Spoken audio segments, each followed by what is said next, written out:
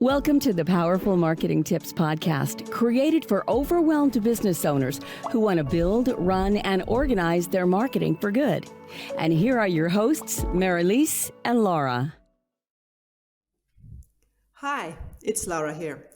Let's talk about email marketing. I occasionally still hear things like, email marketing is dead, or who is even reading emails these days? They will all go to spam folder anyway. But I would argue that email has stood the test of time and will continue to be an important part in any marketing strategy. Why? Well, we have all seen the rise and fall of different social media channels. Let's take Facebook, for example. It was once rather easy for brands to build their audience there. But along the way, Facebook has changed a lot of rules. It doesn't matter if you have 20,000 followers, they will not all see your posts.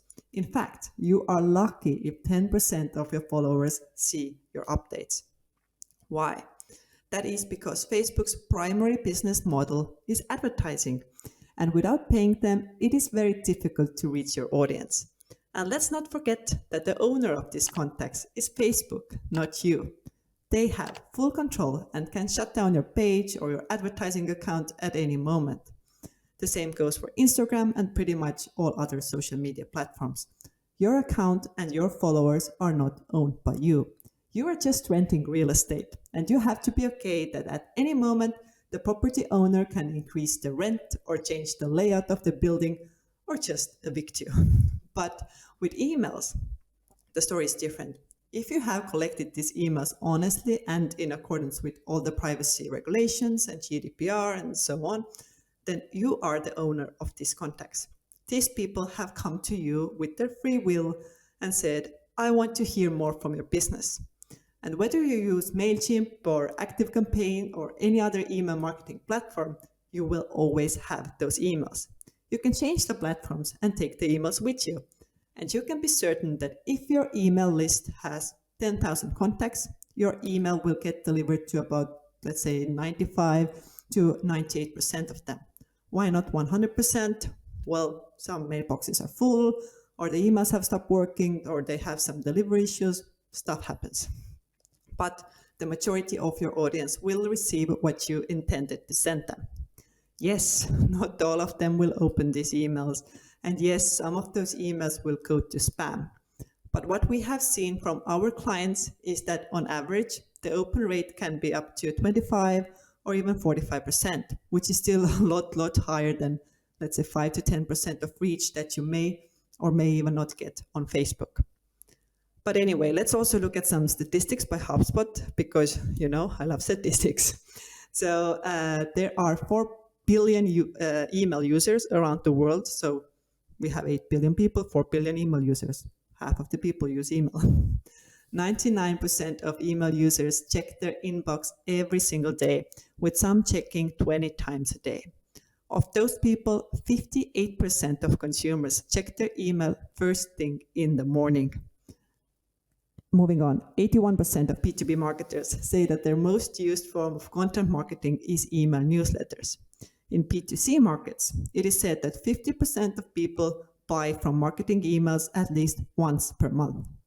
The most effective strategies for email marketing campaigns are subscriber segmentation, message personalization, and email automation campaigns. So this means setting up your email lists and campaigns in a way that feels very personal to the receiver. And one more thing. I am not saying that you should abandon all your social media channels right now and only focus on email marketing moving forward. No, I think it is about seeing the bigger picture and how all of these channels work together towards achieving your business's goals. At Powerful Marketers, we use the concept called the client journey flywheel. And this combines different activities, starting from marketing and communication all the way to sales and follow-up activities and being in close contact with your customers in order to improve your brand or product or service, and of course to increase brand loyalty. So if you think about your marketing strategy as a whole, you may use social media channels to build awareness and to ask people to join your email list. Your email campaigns can then be used to personalize their shopping experience and to communicate with them on a regular basis so that you will stay on top of their mind and that they will feel like they get valuable information from you. All right, that is it for today. Thank you so much for tuning in, and I look forward to talking with you again soon. Bye. Well, that's all we've got for this episode of the Powerful Marketing Tips podcast. But make sure to link up with us at our free monthly international mastermind event.